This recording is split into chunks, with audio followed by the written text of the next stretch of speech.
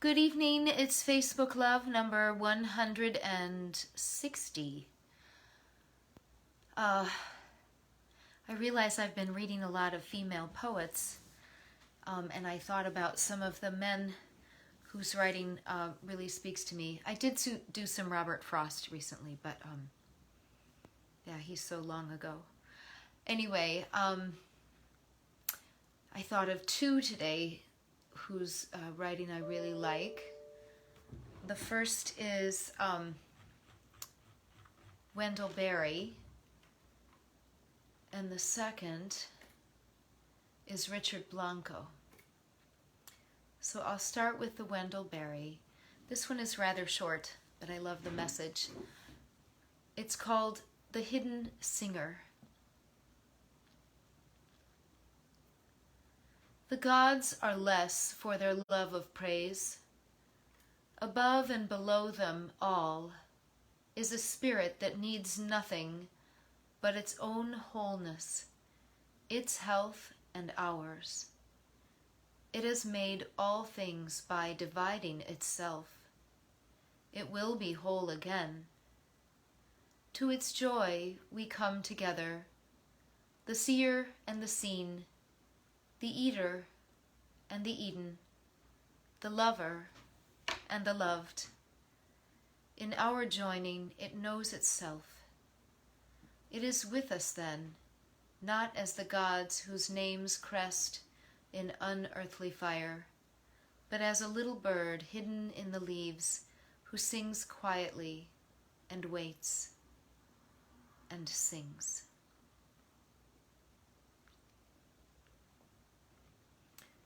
I really like that. The Hidden Singer by Wendell. It makes me think of a couple things. There's an image, I think it's from the prophet Isaiah, where the line is that there isn't a single drop of rain that falls that doesn't fulfill its purpose. And always when I hear that, I think of all of creation being like a vast ocean. And if you want to call something God, that vast ocean is God. And that all of creation is like water in every form it can possibly take, going out to do what it's been sent to do so that it can go back and enrich and fill that vast ocean. That poem made me think of that image. A person I know from a former part of my life called me a blasphemer when I said that. I just love that. Okay. You can think what you want about that. Here is a piece by Richard Blanco, much newer, maybe 8 or 10 years ago. This one is called Since Unfinished. I've been writing this since the summer my grandfather taught me how to hold a blade of grass between my thumbs and make it whistle. Since I first learned to make green from blue and yellow, turned paper into snowflakes, believed a seashell echoed the sea, and the sea had no end. I've been writing this since a sparrow flew into my class and crashed into the window, laid to rest on a bed of tissue, in a shoebox by the swings, since the morning I first stood up on the bathroom sink to watch my father shave, since my eyes met in that foggy mirror, since our eyes met in that foggy mirror, since the splinter my mother pulled from my thumb kissed my blood. I've been writing this since the woman I slept with the night of my father's wake, since my grandmother first called me a faggot and I said nothing, since I forgave her and my body pressed hard against Michael on the dance floor at Twist, since the years spent with a martini and men I knew I couldn't love.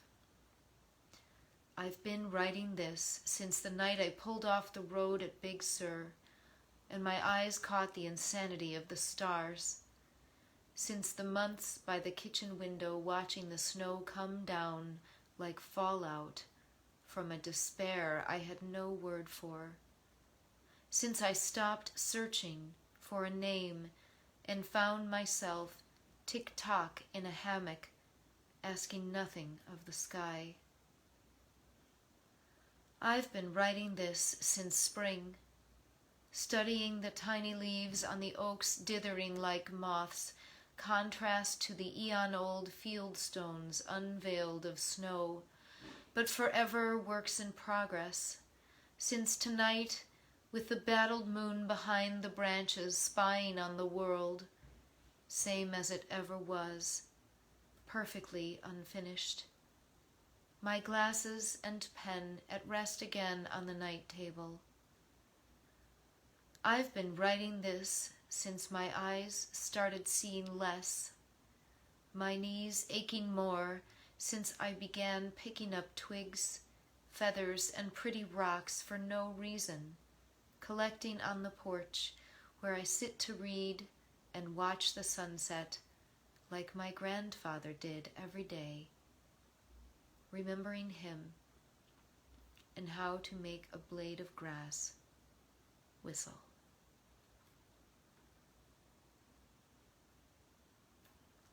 Since Unfinished by Richard Blanco. That one just has such beauty in its images, and it makes me think of the way as life goes by, like the Louise Gluck thing that I read a few days ago about you see the world when you're in childhood and everything else is memory.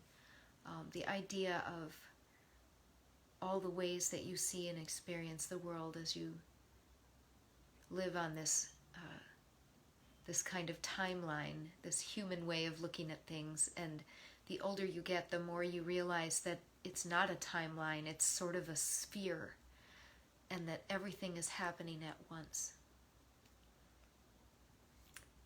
I'll leave you with that today and remind you that you can vote early. This is Facebook Love. I'll see you again.